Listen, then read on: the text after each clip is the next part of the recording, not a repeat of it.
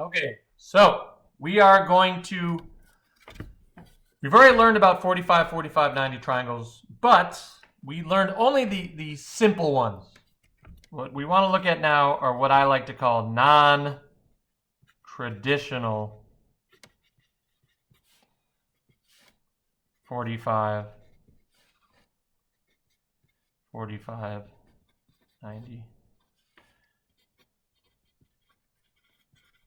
triangles. Okay, now what do I mean by non-traditional? Okay, so I'll give you an example of one that is traditional, or maybe two.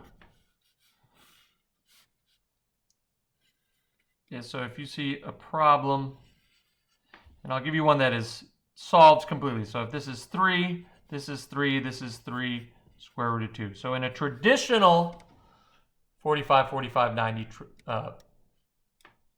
in a type of a triangle, you have both legs are whole numbers, and the hypotenuse has a square root of 2.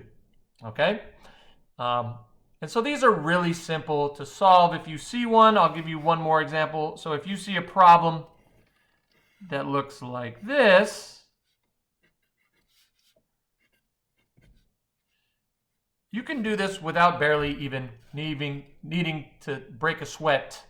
Right away, you should, once you really get a hang of it, you'll be able to do these immediately. Well, since this is 5, this one is 5, and then I just add the square root of 2 to it. Okay, so the pattern is really easy to follow. So what would a non-traditional one look like?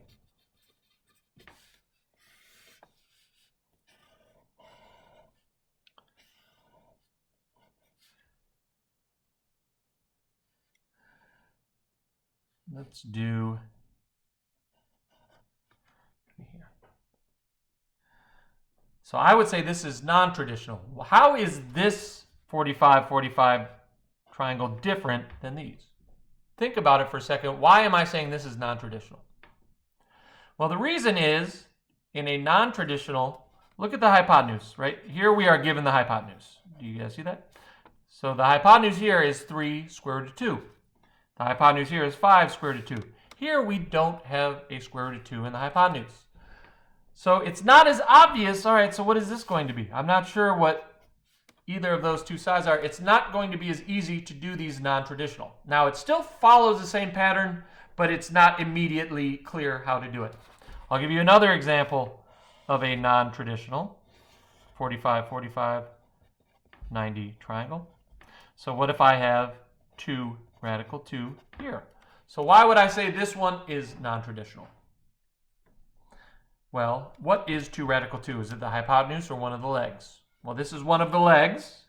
And in our traditional 45, 45, 90 triangles, the 2 legs are whole numbers. Here again, my 2 legs are 5 and 5, okay? So we need to figure out a strategy. So how do I solve for these? Because you will need to do this for the assignment this week.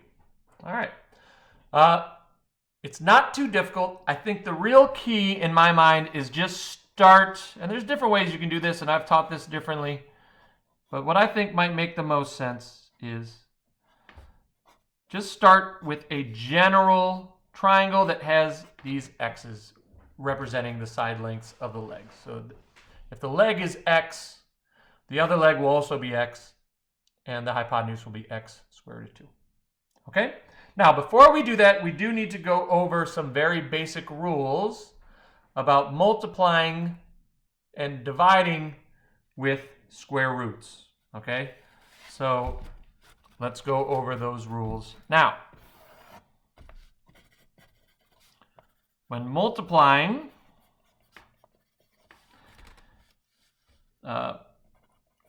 with square roots, so if you have terms with square roots,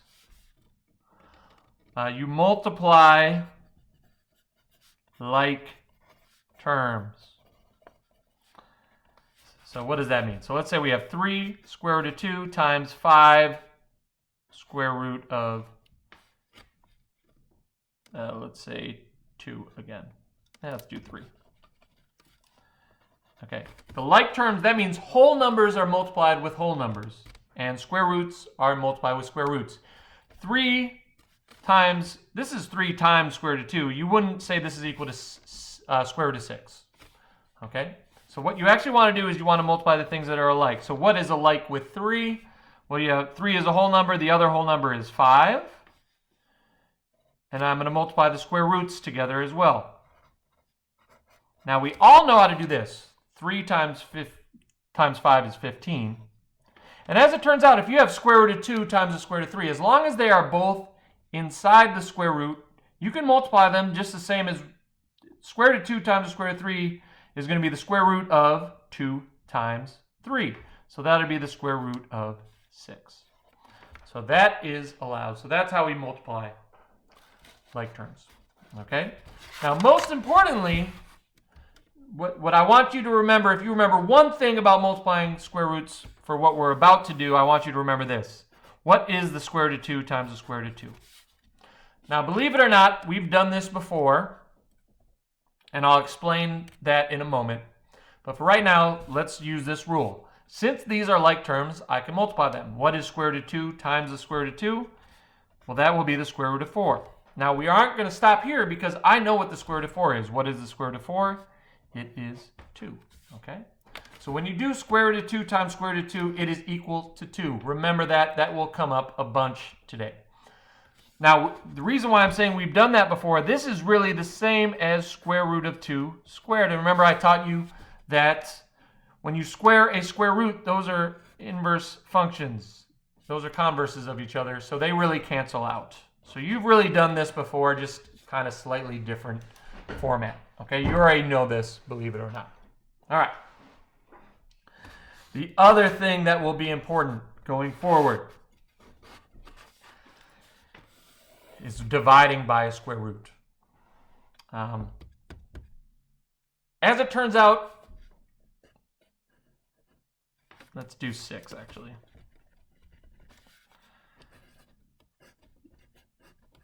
You are, for whatever reason, you are not allowed to have a square root in the denominator of a fraction. The mathematic gods do not approve of any square roots in the denominator. So we always need to get rid of this. Now, how do we do that? I will show you. I'll give you like 3 examples so you get the idea. Or I'll do 2 examples and we'll do another one in the work. All you have to do is multiply the top and bottom by square root of 2. It's very simple. Okay, now the reason why you can do this, square root of 2 divided by square root of 2, this is just 1. So you're really multiplying by 1. The only thing is what ends up happening is 6 times square root of 2, those are not like terms. So we just put those next to each other. But I just taught you what square root of 2 times square root of 2 is. What is square root of 2 times square root of 2? Square root of 2 times square root of 2 is the square root of 4. And the square root of 4 is 2. Now, in this case, we can further simplify because 6 is divisible by 2, so this will be 3 square root of 2. So that's how we simplify a fraction that has a square root. All right. Let's do one more example. What if we had 5 divided by square root of 2? All right, so again, the mathematical gods are not pleased when you have a square root of 2 in the denominator. That will not be acceptable. We need to get rid of it. How do we get rid of it? You multiply top and bottom by square root of 2. And these are not like terms, so the top becomes square root of 2.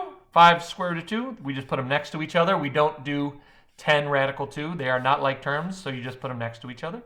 These are like terms, and square root of 2 times square root of 2 is 2.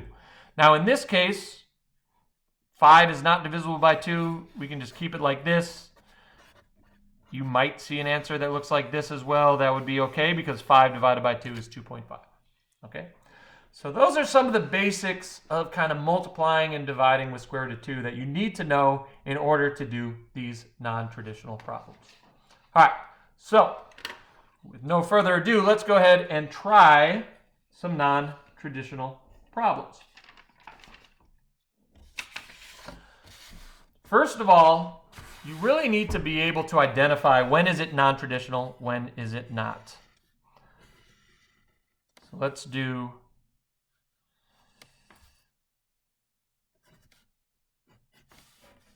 I'm going to just show you two examples.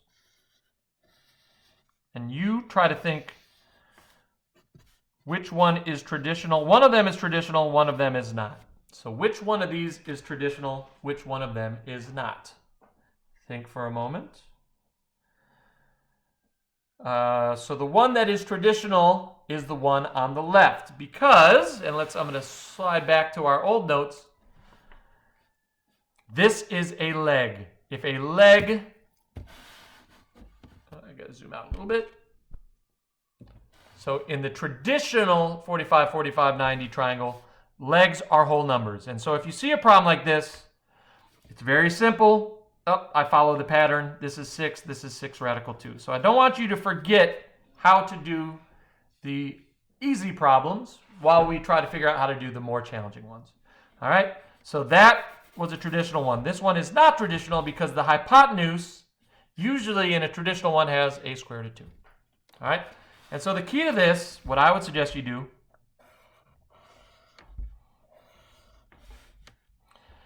is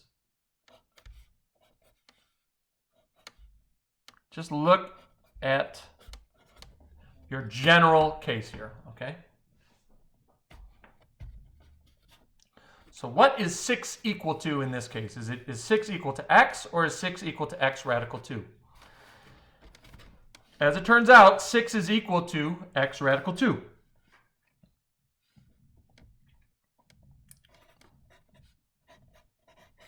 Okay, and we need to solve for x. That's what we're trying to find, right? So how do we get x by itself? Well, I'm going to divide by square root of 2. These cancel out, and we're left with this. But again, the mathematical gods will not be pleased with this answer. We are not allowed to have that. And so we need to simplify.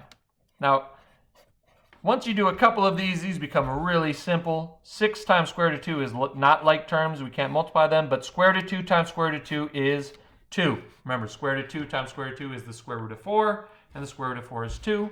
And this divides to 3 radical 2. All right, and we are done with that non-traditional problem. All right, let's do one more non-traditional one. And again, I'm going to give you 2 examples, and you decide which one is traditional and which one is not.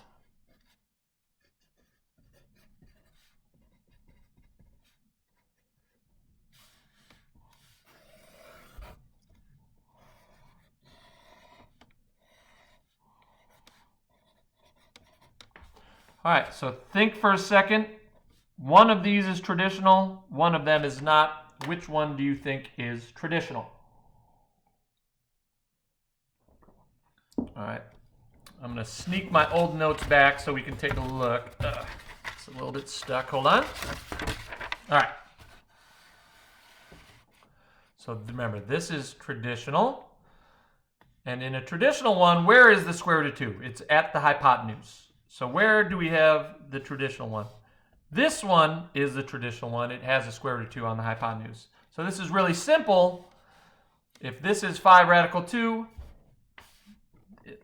then I just get rid of the square root of 2, and I have both the legs, and I'm done right away. So again, never forget the basics. Okay? And the key is to be able to identify when is it traditional, when is it not traditional. This one is not traditional because 5 radical 2, this is a leg, and in a traditional one, the legs have a whole number. Okay? So this one will be a little different. Now again, what I would suggest you do, let's just draw our kind of general triangle using the x. So this will be x, this will be x, this will be x square root of 2. So what is 5 square root of 2 equal to? Is it equal to x square root of 2 or is it equal to x? Well, clearly this is a leg, so x is equal to 5 square root of 2. And what we're trying to find is this right here. And what do we have here? This is going to be x times square root of 2. So we need to find what is x times square root of 2. All right, so this part might be a little bit confusing.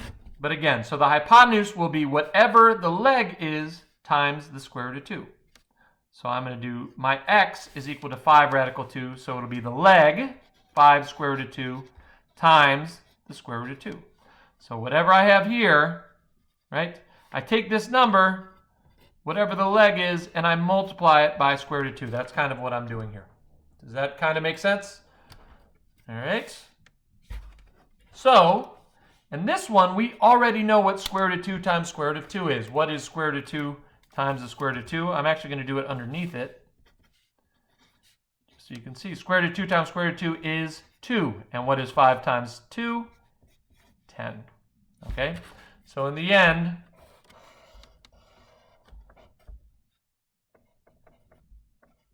the triangle looks something like this.